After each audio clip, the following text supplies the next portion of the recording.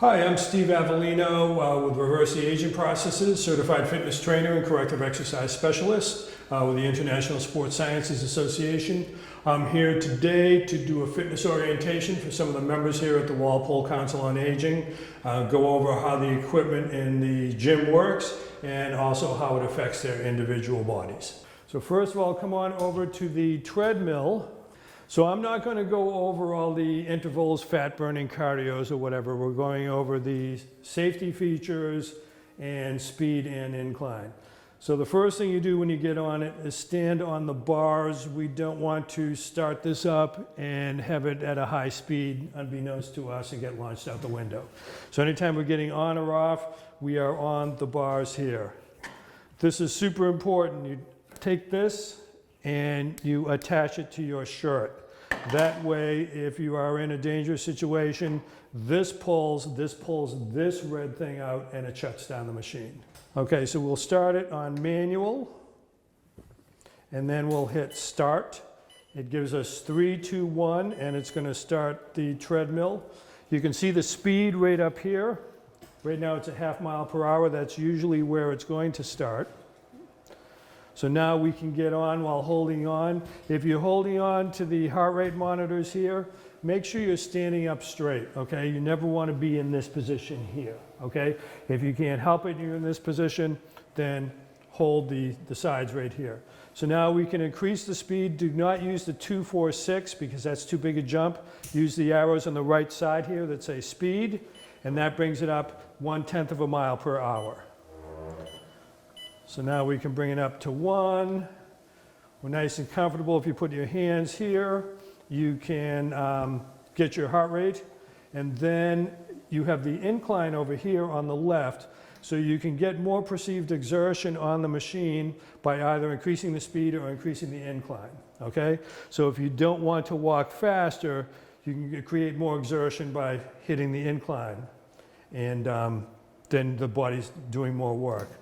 So now you're on here, you decide to get off, always feet over to the side, and then you hit the stop button. Wait for the belt to stop, and then you are good to go. The other thing, if you haven't worked out in a while, start off slow, and then when you wake up the next morning, your body will tell you if you did too little or too much. Okay? You don't have to worry about the speed you're walking. I do talks on the psychology and physiology of aging well, and if you take a look at the 5 areas in the world that have the highest percentage of people who live over the age of 100 with good quality of life, their movement, their exercise is not exercise as we think of it in the gym or running, it's just movement. Okay, it could be, you know, shepherding, going up and down hills or gardening or whatever. So age is not measured in years, it's measured in lack of motion. So as long as you're doing some motion, it's going to be helpful. We're coming over here to the leg press machine, which is interesting because it's not going to work for all of us because of the seat setting. This is as far back as the seat will go, okay?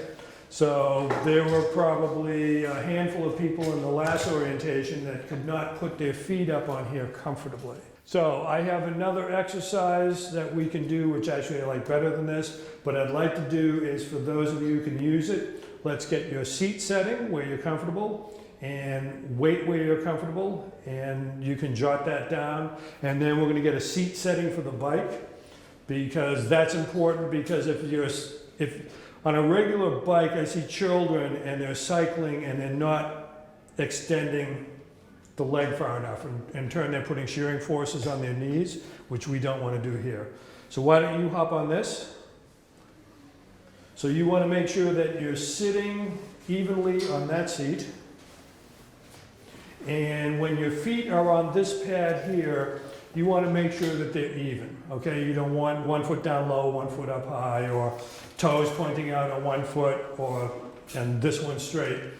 Unless there's a knee issue, and then I'm here all the time for classes, you can just ask me and we'll figure it out. Because lots of times, toe placement can affect knee pain. And I'll have people that have problems getting out of a chair, pain in the right knee, we just move the toes out a little bit in the right knee, it tracks differently, and then there's no pain. So put your feet up here, if you can. Okay. So let me pull this back for you. Now put your feet up. Okay. Okay. Now get your heels on it. Push it up. Okay. Heels on it. Now, I want your feet relatively even, okay? When you bring the platform back closer to you, you're gonna do it very, very slowly, okay? Because you're working the muscle on the way down as well on the way up. Plus, we don't want you going down too fast and having knee or hip issues, okay? So bring it down very slowly. And you want to keep the knees, you can do it a little faster, keep the knees pointed inwards. Now push forward, okay? This is a relatively short movement. A lot of people do it wrong. Don't go back as far. So now push forward, go down, and right there, okay? And now up. So your seat setting is 1, and the weight you're using is 25, okay? Now, the reason I was saying we want to make the movement short, we don't know what's happening with hip issues for this population. And try to get your heels on it. Okay. Feet even, toes in the same direction. Keep the knees in, and then back down slow, keeping the knees in.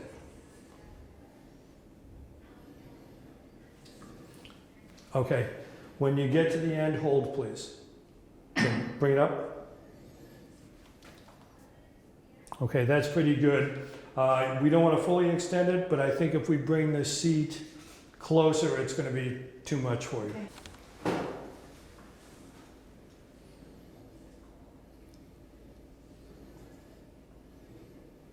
That's perfect. Knees are tucked in nice. Not using any hip. Good. Okay.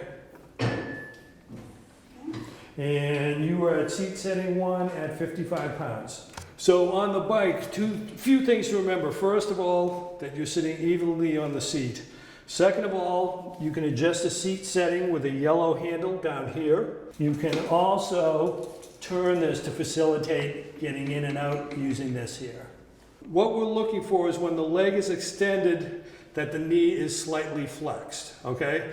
We don't want it fully flexed because then it causes instability in the knee. We don't want it in a position where it's ending here because now we're having shearing forces on the knee. So when you set the seat, think about the leg that extended, there's a little flexion in the knee. The other thing, if you take a look at the pads where you're putting your feet, you want your feet to be even, okay? You don't want one all the way over to the left, the other all the way over to the right. You want the toes to be pointed in the same direction as well, not to have one foot where the toes are pointed to the left and then the right foot toes are pointed way outside, okay? So we want to just have it so that the knee is slightly flexed on the downstroke and then the feet are in even position. Unless there's knee pain in the leg, in which case contact me and we'll figure out the foot position for you. The other thing, if you're using the handles, you can adjust them using this black piece here. And most importantly with the handles, think about a pulling motion, not a pushing motion. So if I'm pedaling, I'm thinking about pulling back here as opposed to pushing forward here, because we're looking for external rotation on the shoulders to make the back straight, not internal rotation where the back is hunched over. So once again, you're using the handles. We're focusing on the handle that's going back. We're pulling, we're not pushing with the other handle.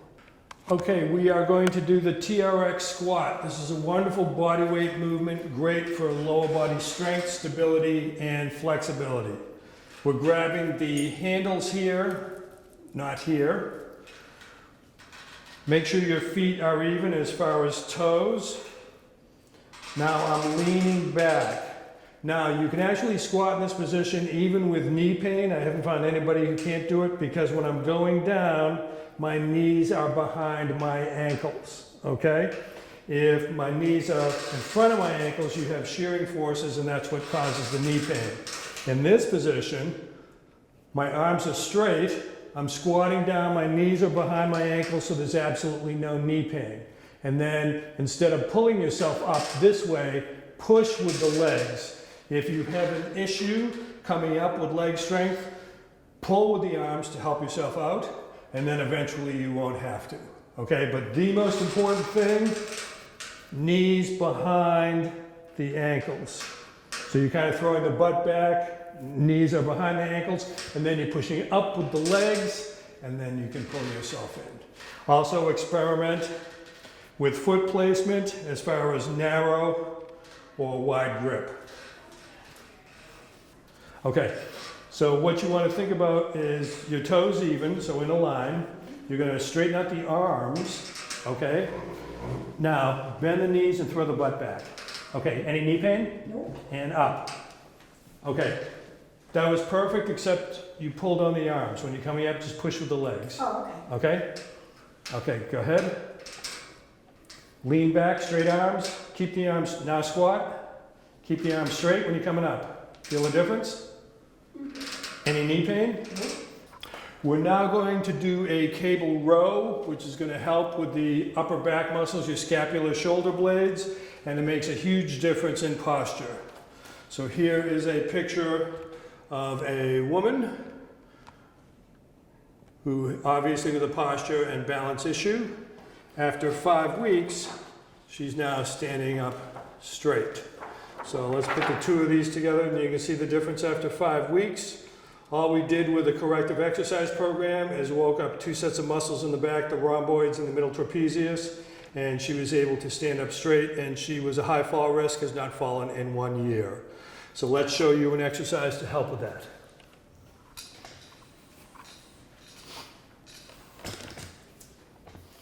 We are taking the ropes here.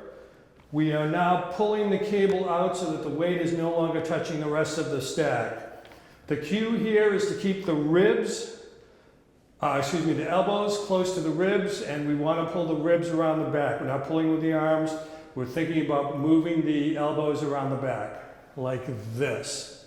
In this position, I can feel my shoulder blades, my scapular region contract and cause a crease in my shirt.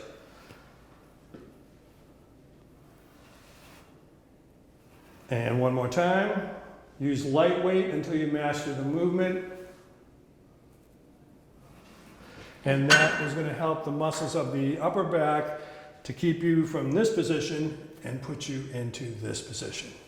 So you're going to grab the ropes and then walk backwards because we want to get that weight off. Okay. The hands are just hooks. The arms aren't doing any work. Okay? Straighten the arms. Let it pull you. Okay. Now I want you to keep your elbows tucked into your ribs and squeeze your back together. See what happened to her shirt? Yeah. How it contracted right here? I need the elbows in closer to the ribs, please. Excellent. So the whole area here fired. Do you feel a contraction? Yeah. Okay, one more time, please. And you can breathe. Nice. Okay, so we're waking up those two groups of muscles.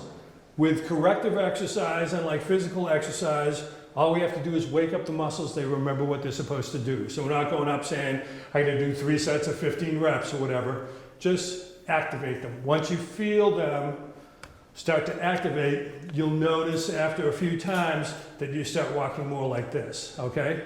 And that's going to help with your balance. It's also going to help with your respiratory system and your digestive system. For core work, everybody thinks of abs as the six-pack, which is called our rectus abdominis. More importantly is the transverse abdominis, as you well know, because that's our internal girdle, okay?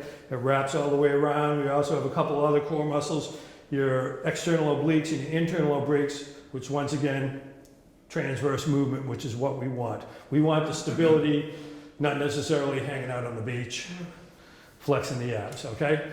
So come over here and we're gonna stand back to back and you can do the seated as well. So all I'm doing is I'm handing you the ball, okay? And then here, and let's go to the other side. Nope. Okay, so you should have felt that right through here, and then all the way around, okay? So once again, these are stability muscles and they're our internal girdle. So they're more important than the six-pack, okay? Okay, we just finished up another fitness orientation here at the fitness center at the Walpole Senior Center, Council on Aging. Just want to remind everybody of the classes we're doing here that I am conducting. We have a balance program which helps people with their balance getting in and out of chairs. I've had 8 people now give up their walkers or canes on a full or part-time basis. We also do a functional movement program, which will help everyone move in their daily lives with less pain and better freedom of movement. We also do a program here in the fitness center for osteoporosis and muscle loss. We do that right now every Wednesday. Keep in mind, age is not measured in years, it is measured in lack of motion. My oldest student is 100 years old, so it's never too late to start. I'm also available for personal training if you want to get in touch with me. My number is 774-219-3900, or I can be found on Reverse the Aging Processes on Facebook. Thank you.